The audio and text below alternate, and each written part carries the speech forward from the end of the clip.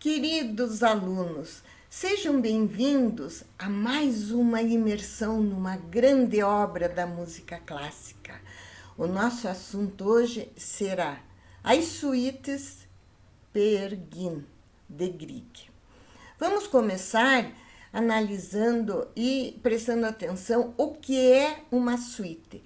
Uma suíte é um estilo de composição que foi criado simultaneamente pela Alemanha e pela França. Quando a gente diz Alemanha e França, os compositores alemães e franceses durante o período barroco, de 1600 a 1750, com a seguinte característica: uma composição com várias partes, que a gente chama de movimentos, principalmente de ritmos de danças, alternando uma dança mais lenta com uma dança mais rápida, alternando os ritmos, sem interrupção. Mas a grande novidade que a suíte vai apresentar, uma obra instrumental somente para ser ouvida, não para ser dançada. Nós vamos ver no romantismo, no século XIX, anos de 1800, os compositores retornarem a esse modelo de composição de suíte, mas com mais liberdade, mais soltos, sem o rigor de ser somente movimento de dança e contraste de lento com rápido, com uma liberdade. E na aula de hoje, nós vamos começar quando Grieg recebeu uma carta que eu vou ler para vocês. Prezado senhor Grieg, escrevo-lhe a respeito de um projeto que pretendo iniciar e para o qual gostaria de contar com sua participação. Pretendo adaptar o poema Peer Gynt para o teatro. Será que o senhor poderia escrever a música de cena? Assinado Henrik Ibsen. Ibsen, também norueguês como Grieg, é considerado um dos maiores dramaturgos do século XIX e o maior dramaturgo norueguês.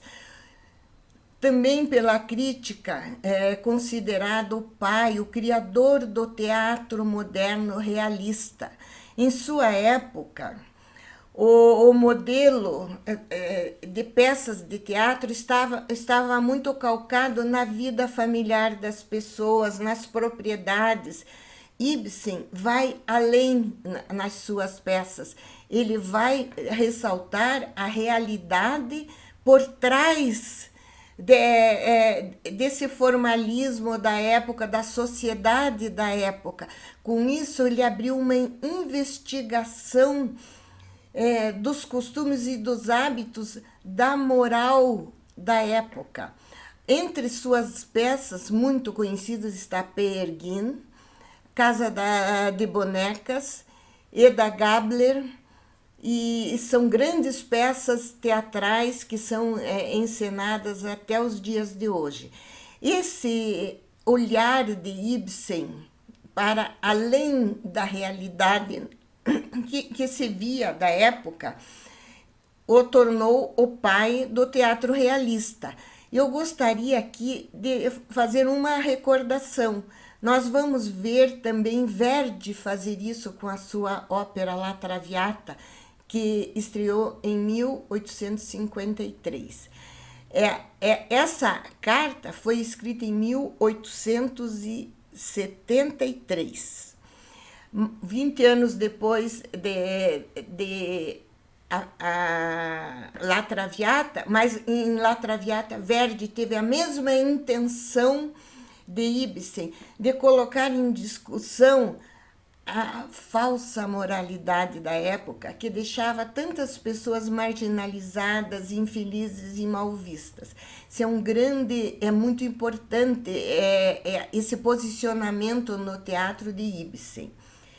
Grieg aceitou quando recebeu essa carta, e já fazia 10 anos que Ibsen tinha escrito essa peça teatral em versos.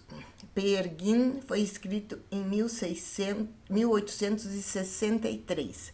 Então, podemos dizer, até vou retificar, 10 anos depois de La Traviata. Mas só foi encenada 10 anos depois que Ibsen escreveu e que ele procurou esse jovem compositor norueguês que estava num sucesso absoluto.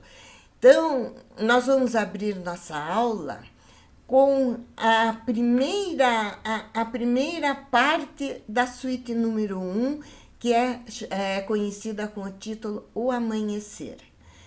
E Grieg deixou escrito que quando começa o primeiro fortíssimo, que nós vamos sentir, está nascendo o sol. É um sol que nasce no deserto, segundo a história de Peer Gynt.